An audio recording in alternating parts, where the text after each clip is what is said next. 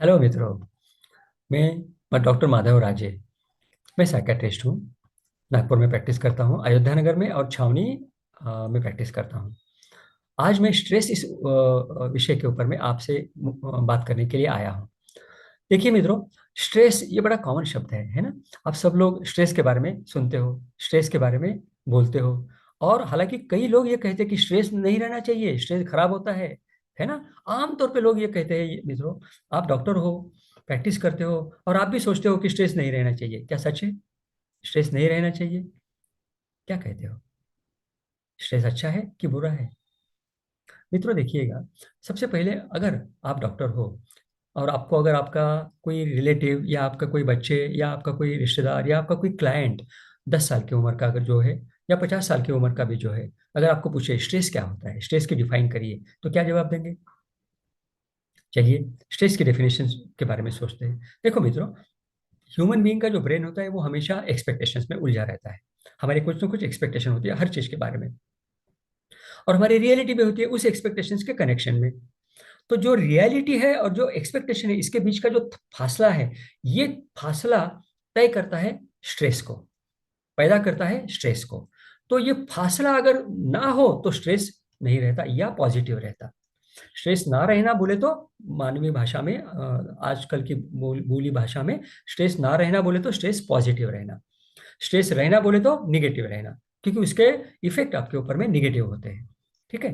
Positive stress का लक्षण क्या है, कैसे पहचानेंगे?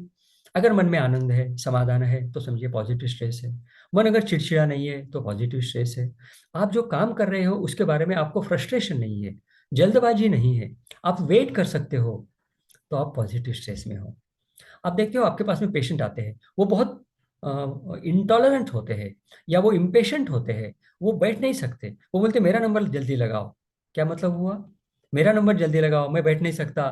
स्ट्रेस निगेटिव है, ज्यादा है ना। तो अगर आपके एक्सपेक्टेशन और आपकी रियलिटी में अंतर, फासला अगर कम है तो आपका स्ट्रेस पॉजिटिव है। लेकिन अगर फासला ज्यादा है तो आपका स्ट्रेस निगेटिव है। कैसे मालूम करें निगेटिव स्ट्रेस को? अगर निगेटिव स्ट्रेस आपके ऊपर में है तो आपके विचार बहुत रिजिड रहेंगे, आप अपने विचारों को बदलेंगे नहीं। आपको कोई अगर सुझाव दिए गए तो वो सुझाव को आप तुरंत नहीं मानेंगे और उसके ऊपर में अमल भी नहीं करेंगे। आप अपनी ही चाल चलेंगे। कहते हैं मेरे मुर्गी की एक ही टांग। ये सारे निगेटिवली अफेक्टेड रहते हैं स्ट्रेस के कारण। ठीक है। तो ये लक्षण है स्ट्रेस को, निगेटिव स्ट्रेस को पहचानने के। ठीक है मित्रों। अब जरा देखते हैं कि निगेटिव स्ट्रेस का एक उदाहरण देते हैं। अब जैसे कि उदाहरण के तौर पे समझिए मैं 12वीं का छात्र हूँ और मैं नीट क्लियर करना चाहता हूँ। मेरी एक्सपेक्टेशन है कि मैं 92% स्कोर करूँ।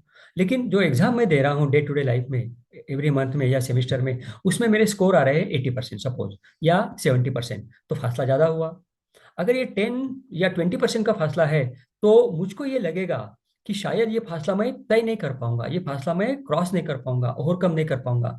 ऐसा अगर मुझको लगेगा तो मेरे मन में स्ट्रेस जो है वो बढ़ेगा, क्योंकि फासला ज्यादा हुआ, रियलिटी और एक्सपेक्टेशन के बीच का फासला ज्यादा हुआ। अगर ये ज्यादा फासला हुआ तो स्ट्रेस निगेटिव बनेगा। निगेटिव स्ट्रेस बनेगा तो निगेटिव अफेक्ट करेगा मेरे माइंड को और मेरे बॉडी को। लक्षण क्या होंगे? मैं चिड़चिड़ा हो जाऊंगा, मेरा ध्यान नहीं लगेगा, मुझको नींद बहुत आएगी। आप देखिए, अगर आपका स्टूडेंट लाइफ चल रहा है और पढ़ाई करते समय में किताब सामने लोगे और आपको अगर नींद आएगी, तो समझिए आप निगेटिवली स्ट्रेस हो। ठीक है ना। अगर आपको याद नहीं रह रहा है, आप निगेटिवली स्ट्रेस हो। है ना। आप जल्दी से भूल जाते हो, निगेटिवली स्ट्रेस हो। है ना। कठिन क्वेश्चन आपको छुड़ाने में मजा नहीं आ रहा है, पढ़ाई करने में आपको आनंद नहीं मिल रहा है, आप निगेटिवली स्ट्रेस हो। कोई सुझाव आपको किसी ने बताया, कहीं बाहर जाने के बारे में बताया, या घर में कुछ काम करने के लिए किसी ने कुछ बोला, निगेटिवली स्ट्रेस हो। और पढ़ाई करने वाले आपके छात्र है, अगर आप पालक हो और आपका बाल्य 10वीं 12वीं में है और आपको चिड़चिड़ापन हो रहा है, रात की नींद नहीं आ रही है, पालक हो आप, आपको रात की नींद नहीं आ रही है, या आपका आपके पाल्य के साथ में बहुत मधुर संभाषण आमतौर पे नहीं हो रहा है, तो समझिएगा आप पालक होकर आपके पाल्य के बारे में ज्यादा चिंतित हो रहे हो, और आपकी एक्सपेक्टेशन और आपकी रियलिटी में तफावत आ रही है, और फिर आप निगेटिवली स्ट्रेस्ड हो। यह भी एक लक्षण है मित्रों, जब आप पालक हो तो पहचानने का कि आप निगेटिवली स्ट्रेस्ड हो। तो निगेटिव स्ट्रेस के ये लक्षण होने के बाद में, समझने के बाद में, अब आपको ये समझ में आया होगा कि आपका स्ट्रेस निगेटिव है तो वो आपको हानि पहुंचाएगा। तो तुरंत मन में क्वेश्चन या मन में विचार आता है कि निगेटिव स्ट्रेस को कम कैसा करें। अब मेरी ये विचारधारा है मित्रों, आमतौर पे आपको कई लोग बताएंगे निगेटिव स्ट्रेस को कम कैसे करेंगे, जैसे कि योगा करो, नींद अच्छी लो, फिक्स डेली रूटीन रखो, हेल्दी डाइट लो, हेल्दी लाइफस्टाइल जियो, वगैरह वगैरह। इनसे अलावा भी मैं कुछ ज्यादा की बातें जो आपने शायद सुनी नहीं होगी ऐसी बातें बताने की कोशिश करूंगा। करना चाहिए कि नहीं करना चाहिए, मैंने ये एक्सपेक्टेशन रखना चाहिए कि नहीं रखना चाहिए? हाँ, मुझको लगता है कि मैंने ये एक्सपेक्टेशन रखनी चाहिए अपने से, अपने आप से, ताकि मैं मेरे एक्सपेक्टेशंस को मीट कर पाऊंगा। अगर मैंने ये एक्सपेक्टेशन रखी और मैं अगर आपको बता पाऊंगा ये, तो मेरा स्ट्रेस कम रहेगा, तो मुझे आनंद आएगा। तो मैं ये क्यों कर रहा हूँ? क्योंकि इससे मुझको आनंद आता है, मेरा स्ट्रेस पॉजिटिव रहता है, और ये आनंद ही मुझको ड्राइव करता है काम करने में, आपसे बात करने में, आपसे मुखातिब होने में, है ना? तो देखते हैं फिर कि जो स्ट्रेस आपका पॉजिटिव रहेगा, ठीक है, तो निगेटिव स्ट्रेस को कम करने के दो उपाय मैं आपको बताना चाहता हूं जो शायद आपने कम सुने होंगे, जिस कारण आपका स्ट्रेस पॉजिटिव हो जाएगा। पहला उपाय यह है मित्रों, निगेटिव स्ट्रेस के कारण एक बड़ी बात आपके मन में होती है, वो बोले तो रिजिडिटी, जो मैंने बताई। तो आप अगर जो बातें लाइक करते हो उनके बारे में तो आपको निगेटिव स्ट्रेस पैदा नहीं होगा, लेकिन कुछ बातें ऐसी है जो आप डिसलाइक करते हो, उनकी एक लिस्ट बना लीजिए। अब ये बातें हैं जिसको मैं डिसलाइक करता हूँ, वो डिसलाइक को आप अगर अगर लाइक में कन्वर्ट नहीं कर सकते तो कम से कम डोंट डिसलाइक में कन्वर्ट करो।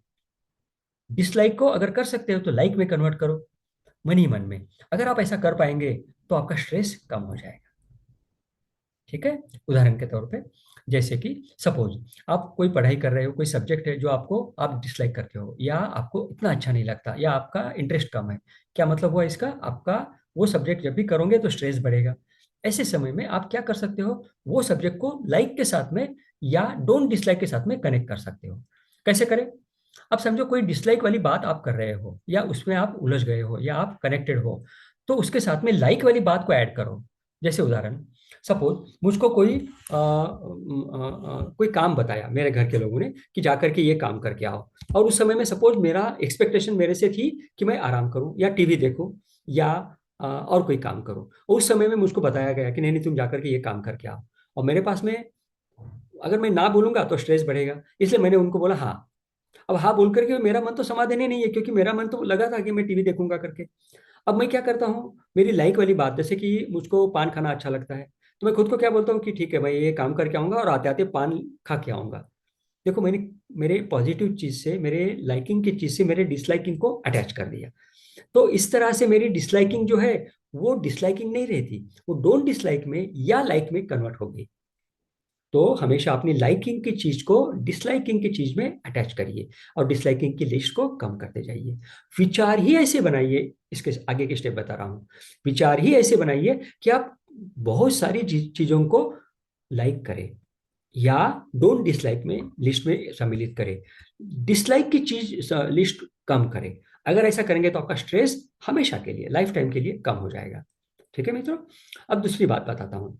देखिए मित्रों, आमतौर पे क्या होता है, हमारा मन जो रहता है ना, हर किसी का, मेरा ही नहीं, आपका ही नहीं, हर किसी का, कुछ कुछ बातों के लिए ना हम लोग आमतौर पे जो सजेशन आते हैं या सुझाव आते हैं वो मान्य नहीं करते। आमतौर पे हमें ना बड़ी दिक्कत होती है, अपने विचारों के साथ में, अपने मन के साथ में जाने की इच्छा होती है। और हमारे जैसे कुछ लोग तो ऐसे रहते हैं जिनको हम कहते हैं कि मेरे मुर्गी की एक ही टांग बोलने वाला है, ये बहुत रिजिड है, या ये बहुत अड़ेल तट्टू है, वो अपनी बात मनाए बगैर नहीं मानता, वो किसी और की बात नहीं मानता। ऐसे लोगों में स्ट्रेस बहुत होता है मित्रों। तो आप क्या करिएगा, अपने विचारों को बदलने की कोशिश करिए। खुद को ये बताइए कि मैं ज्यादा से ज्यादा अकोमोडेटिव रहूं। क्या रहूं? अकोमोडेटिव। अगर सुझाव आए तो मान्य कर लूं, क्या फर्क पड़ता है, ऐसा खुद को बताऊं।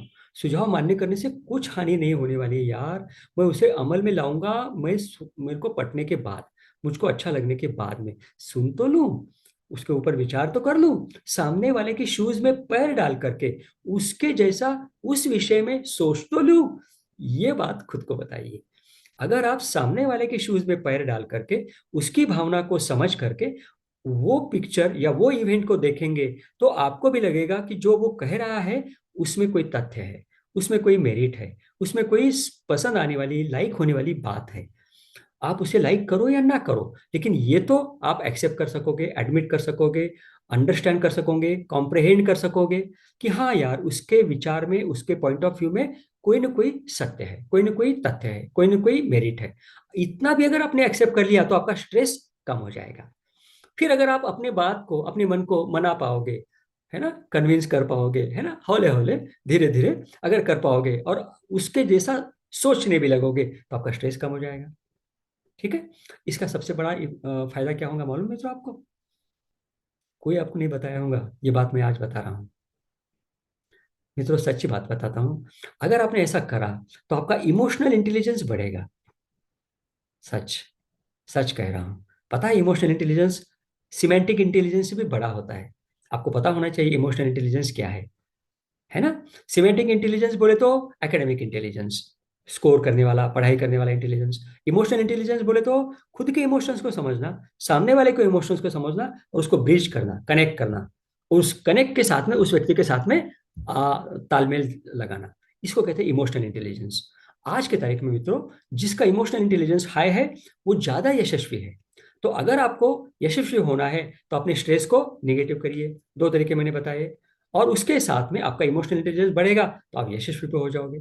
मतलब मैंने बात शुरुआत की थी मित्रों स्ट्रेस के पास से, कि स्ट्रेस क्या होता है बताया, उसकी डेफिनेशन बताई, नेगेटिव स्ट्रेस और पॉजिटिव स्ट्रेस के लक्षण क्या है वो बताए, नेगेटिव स्ट्रेस को कम करने के जनरल उपाय जो लोगों ने आपको बताए वो मैंने गिनाए, और फिर मैंने दो उपाय आपको बताए, है ना? और उसका परिणाम आपको अभी मैं फिर से बता, जिसको रिवाइज कर रहा हूँ, रिपीट कर रहा हूँ, कि आप यशस्वी बनेंगे इस तरीके से।